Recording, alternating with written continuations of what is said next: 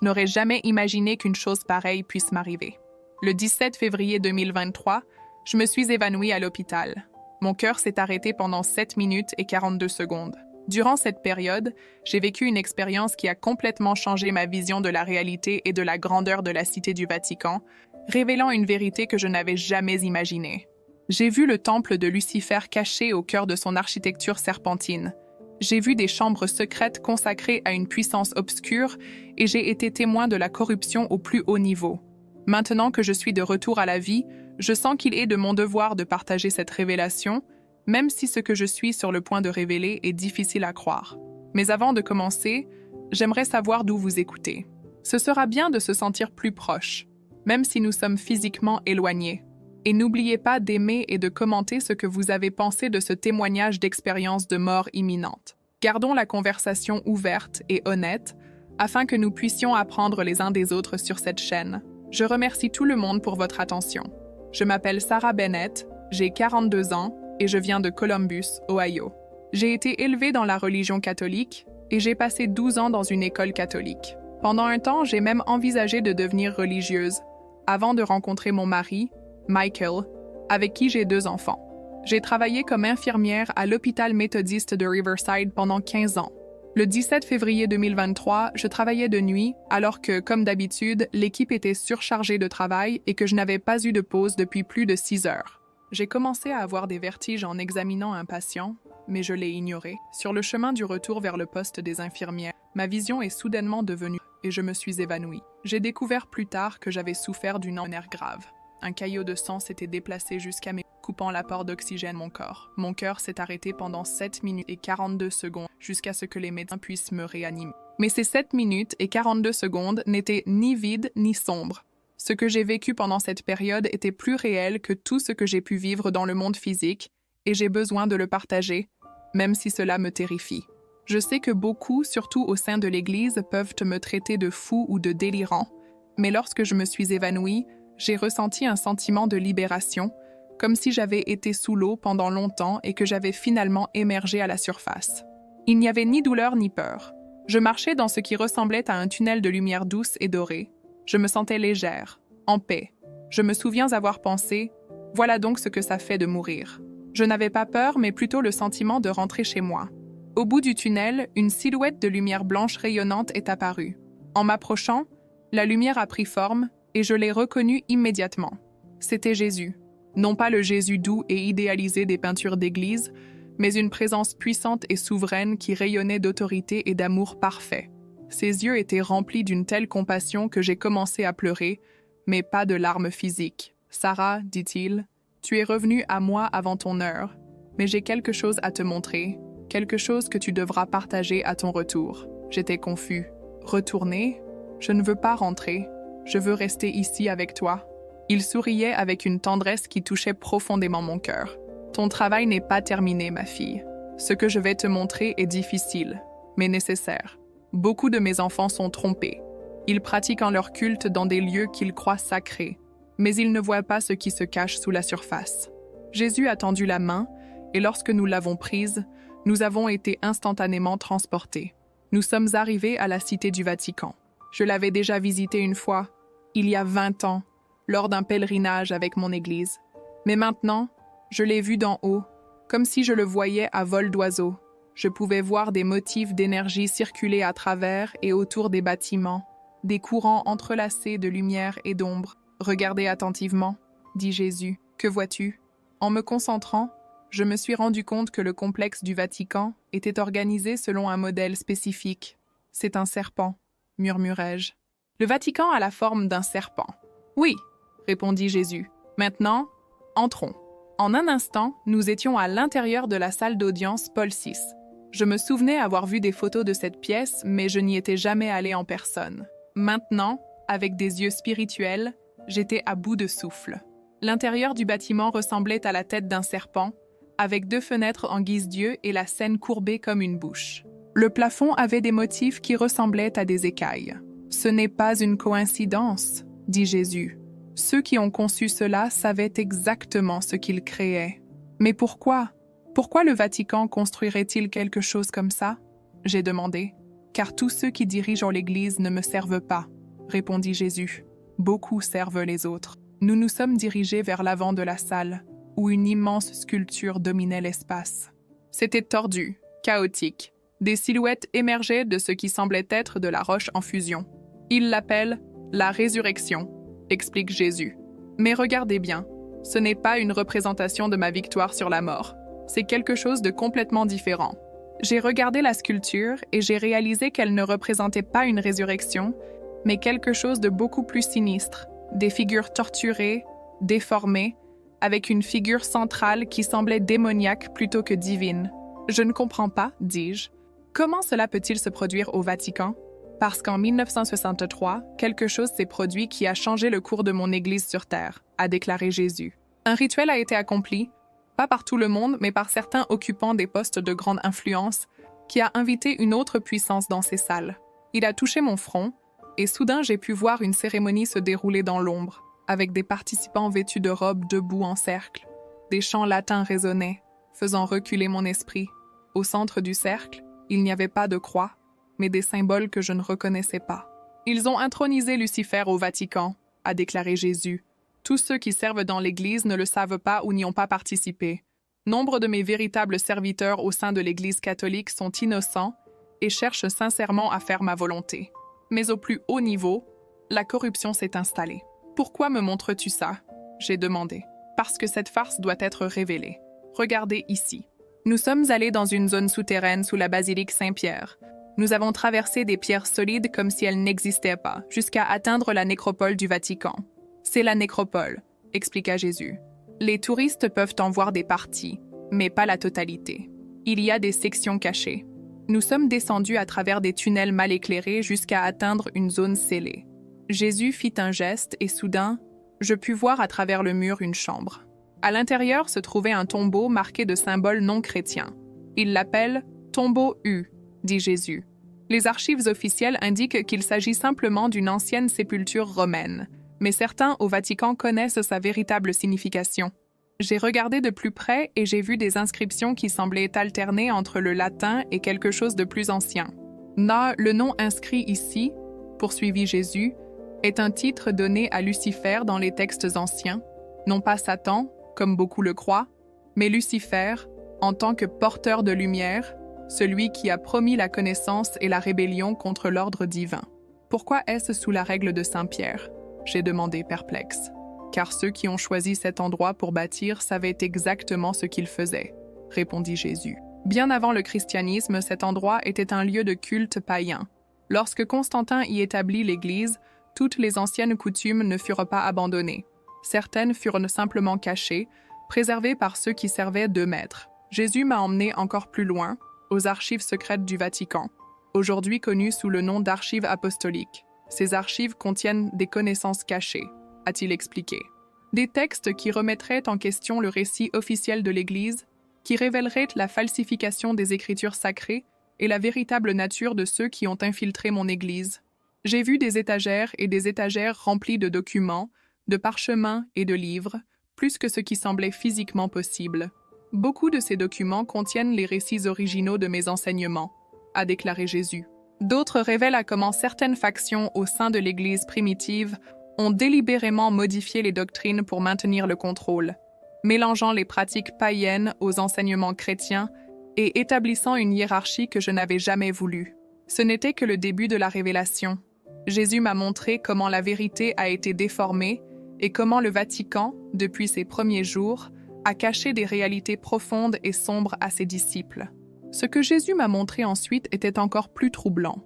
Nous avons été emmenés dans des chambres situées au cœur du Vatican, des lieux qui n'apparaissaient sur aucune carte publique. Ces salles contiennent des autels avec des symboles qui n'appartiennent certainement pas au christianisme. Certains des symboles gravés sur ces pierres proviennent de cultures anciennes, babyloniennes, égyptiennes et phéniciennes. Ces symboles sont encore utilisés, a déclaré Jésus. Pas par tous les membres de l'Église, mais par un cercle intime qui préserve un culte ancien. Ils accomplissent ici des rituels, invoquant des énergies et des entités qui ne sont pas de Dieu. J'ai réalisé que ces chambres souterraines étaient positionnées stratégiquement. Oui, confirma Jésus, sentant mes pensées. Elles sont situées à des points précis du réseau énergétique, ce que certains appellent des lignes telluriques. Les anciens savaient que cette énergie circule à travers la Terre, et ceux qui ont conçu ces chambres savaient comment l'exploiter. Dans quel but? J'ai demandé perplexe. Pour diriger l'énergie spirituelle de millions de fidèles catholiques, a expliqué Jésus. Lorsque les gens prient, assistent à la messe ou font des pèlerinages, ils génèrent une énergie spirituelle par leur dévotion. La plupart croient que cette énergie se dirige vers Dieu, vers moi. Mais dans un système corrompu au plus haut niveau, une grande partie de cette énergie est détournée. Jésus m'a ensuite emmené dans des pièces secrètes contenant des objets religieux que je n'avais jamais vus auparavant. Des statues et des symboles qui n'avaient rien à voir avec l'imagerie chrétienne traditionnelle. Certains avaient des cornes, des ailes ou des traits serpentins. Ceux-ci représentent le véritable objet de culte du cercle intérieur, a-t-il expliqué. On présente au public des croix et des images de saints. En privé, on les vénère. Nous nous sommes déplacés à nouveau, cette fois dans une salle de réunion, où des hommes vêtus de vêtements cléricaux étaient assis autour d'une table. Certains portèrent les robes caractéristiques des jésuites. La Compagnie de Jésus a été fondée avec des intentions pures, a déclaré Jésus. Mais comme beaucoup d'institutions, elle a été infiltrée. Aujourd'hui, certains jésuites agissent comme les services secrets du Vatican, recueillant des informations, influençant les politiques et protégeant les secrets. Le pape est-il impliqué dans tout ça? J'ai demandé avec prudence. Jésus m'a regardé avec une grande compassion. Tous les papes n'étaient pas conscients de l'ampleur de cette corruption. Certains étaient de véritables serviteurs de Dieu, maintenus dans l'ignorance ou impuissants par le système qui les entourait. D'autres y participèrent avec discernement.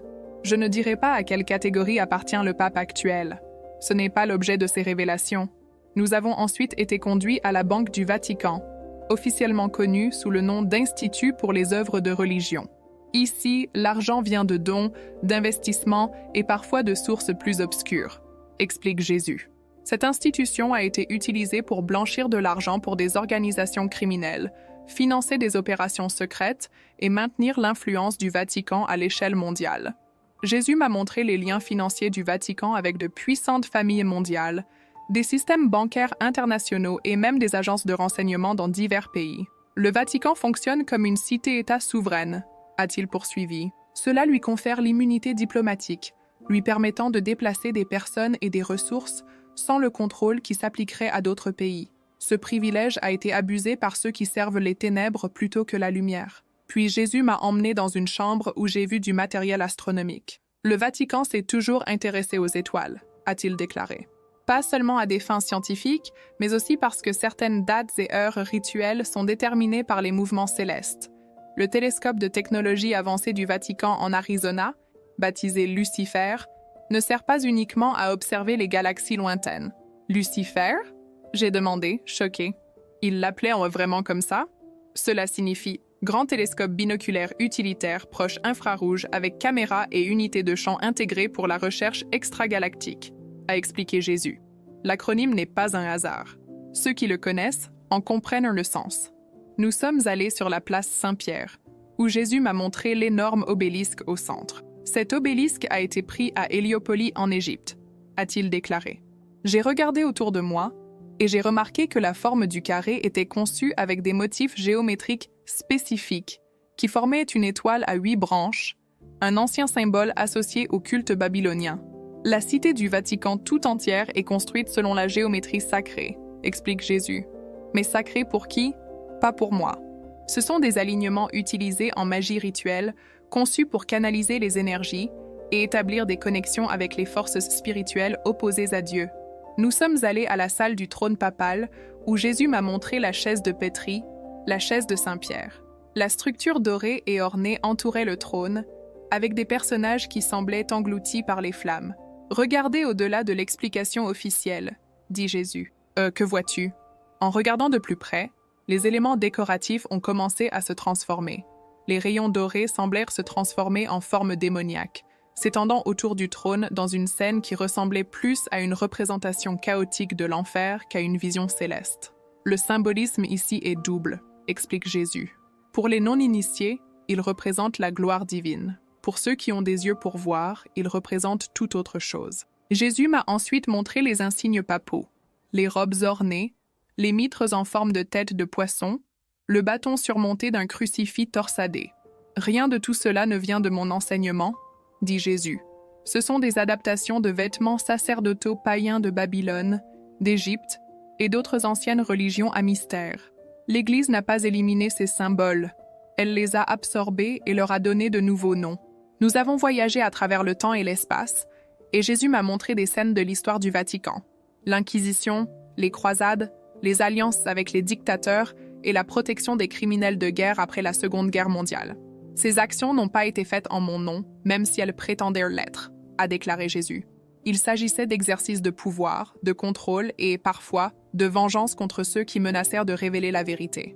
Jésus m'a montré les liens entre le Vatican et les sociétés secrètes, francs-maçons, rosicruciens et autres, des organisations qui, bien que souvent considérées comme opposées au catholicisme, partagent des membres et des objectifs au plus haut niveau. La dialectique, thèse, antithèse, synthèse, est une stratégie, explique Jésus. Contrôler les deux côtés et guider le résultat. Comment cela a-t-il pu rester caché si longtemps? J'ai demandé perplexe. Il a été caché à la vue de tous, répondit Jésus.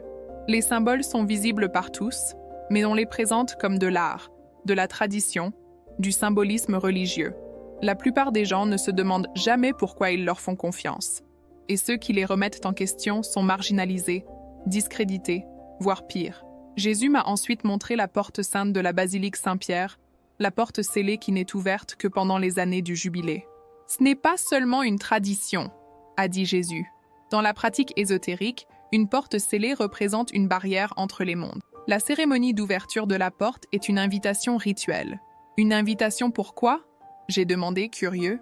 Aux entités et aux énergies auxquelles elles n'auraient autrement pas accès, répondit Jésus. Le calendrier du jubilé n'est pas arbitraire. Il correspond à certaines configurations célestes importantes des anciennes religions à mystère.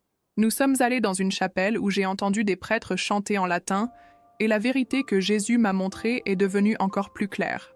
La corruption n'est pas seulement physique, mais spirituelle, enracinée dans les fondements mêmes de l'Église et dans ses liens avec des puissances et des énergies qui s'opposent à Dieu. Jésus me l'a traduit clairement. Ils disent que l'étoile du matin retrouve sa flamme, ce Lucifer qui ne se couche jamais.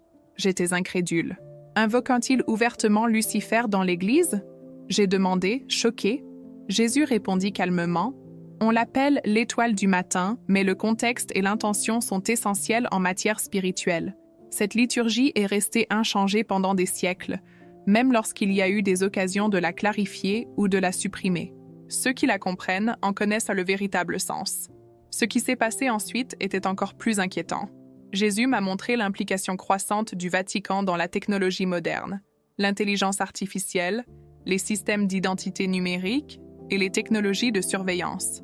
La prochaine frontière du contrôle est numérique, a-t-il expliqué. Il ne s'agit plus seulement de bâtiments et de rituels, mais d'algorithmes capables de suivre, de prédire et d'influencer le comportement humain à une échelle jamais atteinte auparavant. J'ai vu des projets d'application de confession numérique, de systèmes d'IA qui fourniraient des conseils spirituels et de bases de données contenant des informations détaillées sur les croyants du monde entier. Le but est le même, poursuit Jésus. Contrôle de l'âme, soumission à l'autorité et réorientation de l'énergie spirituelle. Seules les méthodes évoluent. Jésus m'a alors montré quelque chose qui m'a brisé le cœur. Des millions de croyants sincères priant, assistant à la messe, faisant des pèlerinages à Rome. Son énergie spirituelle créait de puissants courants de lumière. Mais au lieu que cette lumière se répande dans le ciel, une grande partie de celle-ci a été captée, redirigée par la disposition architecturale du Vatican et canalisée dans ses chambres souterraines. Toutes les prières ne sont pas interceptées, m'a assuré Jésus. Quand quelqu'un me prie directement, avec un cœur pur, cette connexion est sacrée et directe. Cependant, la prière ritualisée au sein d'un système corrompu peut être manipulée, a-t-il averti. Et c'est pourquoi l'Écriture dit de prier en secret et non pour se montrer en public. Mais qu'en est-il du sacerdoce? Tous les prêtres sont-ils concernés? J'ai demandé, désireux de comprendre. Non, répondit Jésus. La plupart des prêtres sont sincères dans leur foi et ignorent ce que je vous ai révélé. Ils croient servir Dieu et aider les autres. Nombre d'entre eux accomplissent une œuvre véritablement utile, offrant réconfort et conseil. La corruption sévit principalement au plus haut niveau et au sein d'ordres et de cercles spécifiques. Nous sommes retournés sur la place Saint-Pierre et Jésus m'a dirigé vers le complexe du Vatican. Ce que vous voyez n'est pas seulement une institution religieuse, a-t-il déclaré. C'est une cité-État souveraine, dotée de ses propres banques, lois, corps diplomatiques, réseaux de renseignement et d'une influence mondiale. Elle façonne les politiques, les finances, les mouvements sociaux et même les guerres, tout en prétendant représenter ma présence sur Terre. Si c'est vrai, alors qu'est-ce que le vrai christianisme? Qu'attendez-vous de nous? J'ai demandé, le cœur serré. Jésus sourit doucement. Je n'ai jamais réclamé de cathédrale ni de palais. Je n'ai jamais établi de sacerdoce séparé des fidèles. Je n'ai jamais eu besoin de rituels ni de hiérarchie pour m'atteindre. Lorsque j'ai déchiré le voile du temple lors de ma crucifixion, ce n'était pas symbolique. C'était la fin de la barrière entre Dieu et l'humanité. Aucun intermédiaire humain n'est nécessaire. Alors, que devrions-nous faire? J'ai demandé.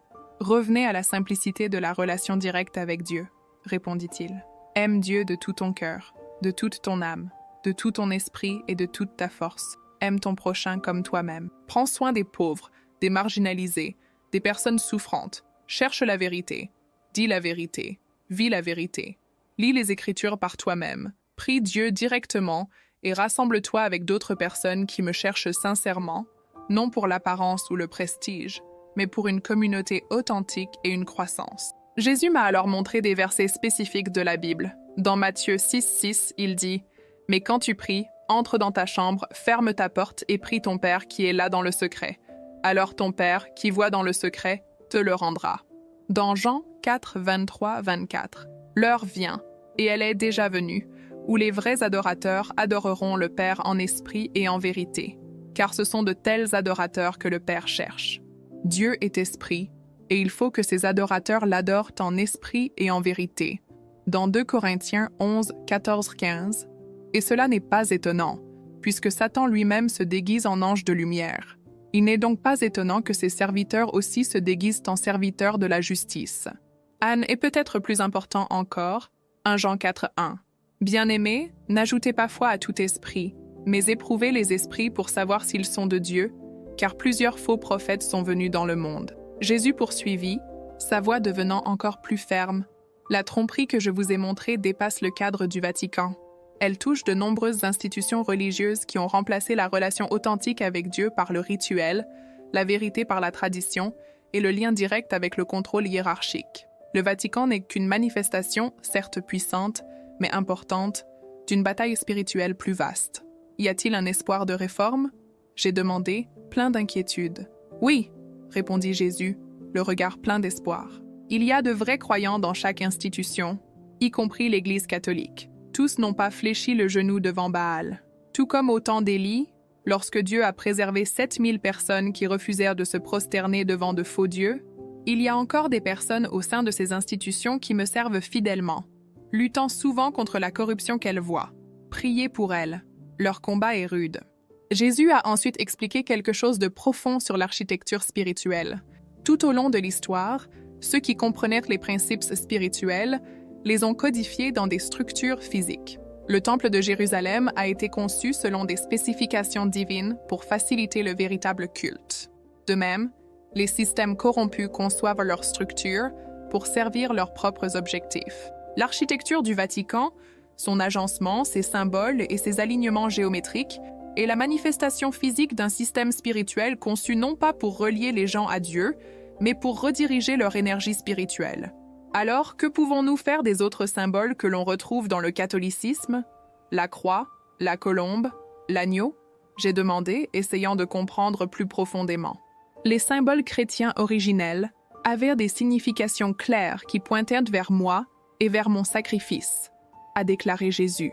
Mais au fil du temps, de nombreux symboles issus d'autres traditions ont été incorporés. L'obélisque, la pomme de pin, la roue solaire, etc. Il ne s'agissait pas d'ajouts chrétiens, mais d'adoptions issues de religions à mystère. Cela a créé un système dualiste. Les non-initiés voient les symboles chrétiens, tandis que les initiés reconnaissent les significations plus anciennes et plus ésotériques. Jésus m'a montré comment certains éléments des églises catholiques, la conception des autels, l'orientation du bâtiment, même la disposition des fenêtres, incorporait souvent des principes de l'architecture des temples antiques qui n'avaient rien à voir avec le christianisme. La fixation du Vatican sur Saturne est particulièrement révélatrice, a poursuivi Jésus. Dans la tradition ésotérique, Saturne représente la limitation, le contrôle, le temps, la mort, l'antithèse même de la liberté et de la vie éternelle que j'offre. Alors, les services catholiques traditionnels semblent-ils si rigides et contrôlés à cause de cela? J'ai demandé. La structure elle-même n'est pas intrinsèquement négative, explique Jésus. Mais lorsque la structure devient le but plutôt que le moyen, lorsque le rituel remplace la relation, lorsque l'obéissance à l'autorité humaine remplace la connexion avec Dieu, alors, oui, vous faites l'expérience d'un système de contrôle saturnien plutôt que de la liberté de l'esprit. Jésus m'a alors révélé quelque chose qui m'a surpris. Les liens énergétiques entre le Vatican et d'autres centres de pouvoir dans le monde. Sièges de banque, bâtiments politiques et même centres de l'industrie du divertissement. Le système de contrôle ne se limite pas à la religion, a-t-il déclaré.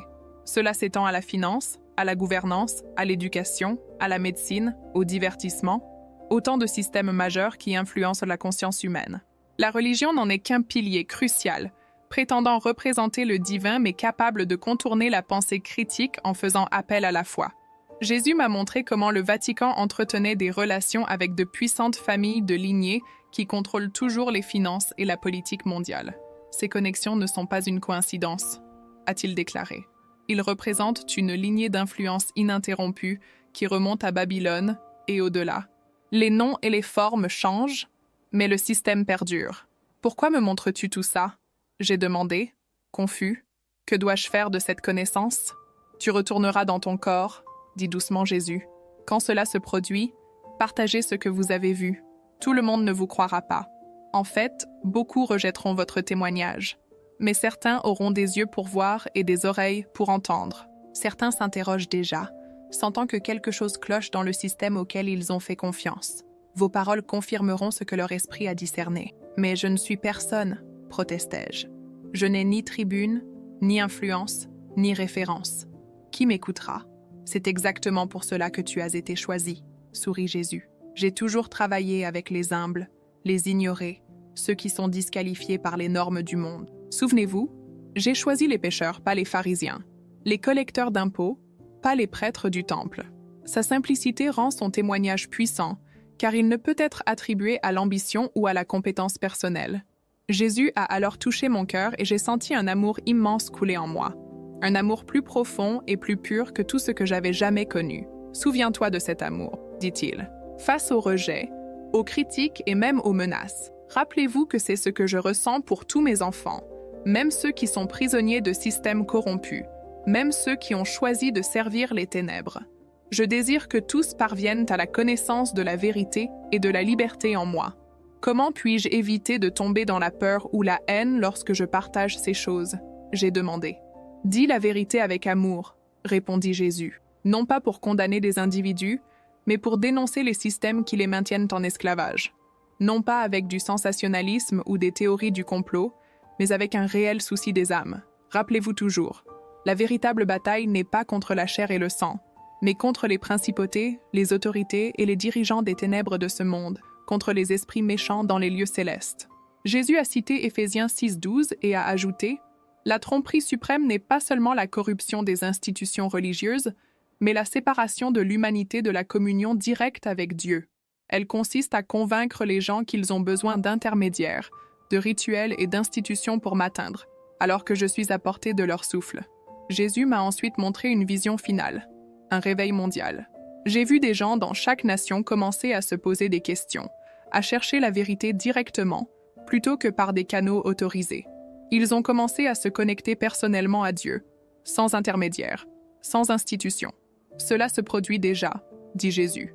Malgré les efforts des systèmes corrompus, malgré des siècles de contrôle, les gens s'éveillent. L'esprit de vérité est en marche. Aucun bâtiment, aucune hiérarchie, aucun rituel ne peut le contenir. C'est pourquoi les systèmes de contrôle deviennent plus désespérés et manifestent dans leurs méthodes. Ils sentent que leur temps est compté. Est-ce la fin des temps? J'ai demandé mal à l'aise. Jésus sourit. On me le demande depuis mon ascension. Je vous répète ce que j'ai toujours dit. Soyez prêts à tout moment.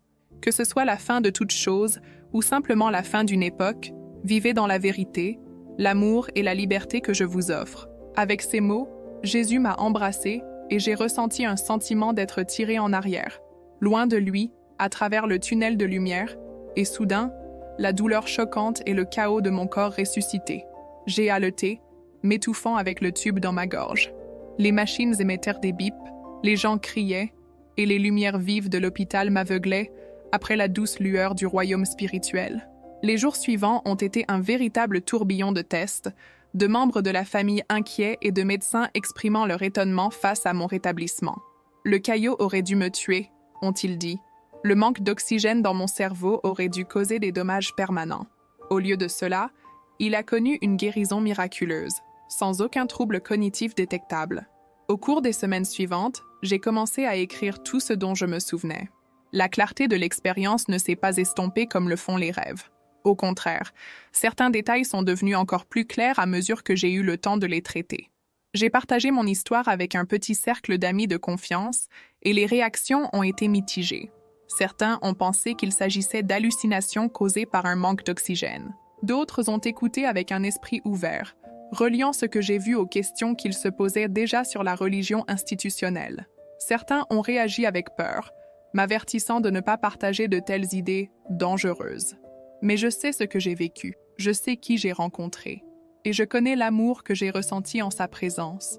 Un amour qui s'étend à tous les gens, même à ceux qui sont involontairement piégés dans des systèmes de tromperie spirituelle. Je ne prétends pas comprendre tout ce qui m'a été montré. Je suis encore en train de traiter, de rechercher et de trouver des liens entre ce que Jésus a révélé et les informations historiques et théologiques disponibles. Mais je ne peux plus faire partie du système dans lequel j'ai été élevé, sachant ce qui se cache désormais sous sa surface. Au lieu de cela, je prie directement Dieu. Je lis les Écritures avec des yeux nouveaux. Je me réunis avec d'autres personnes qui recherchent une connexion spirituelle authentique plutôt qu'une performance religieuse. Et je partage mon témoignage avec ceux qui sont prêts à écouter, confiant que l'Esprit de vérité confirmera dans leur cœur ce qui est vrai. Si vous avez regardé jusqu'ici, je ne vous demande qu'une chose.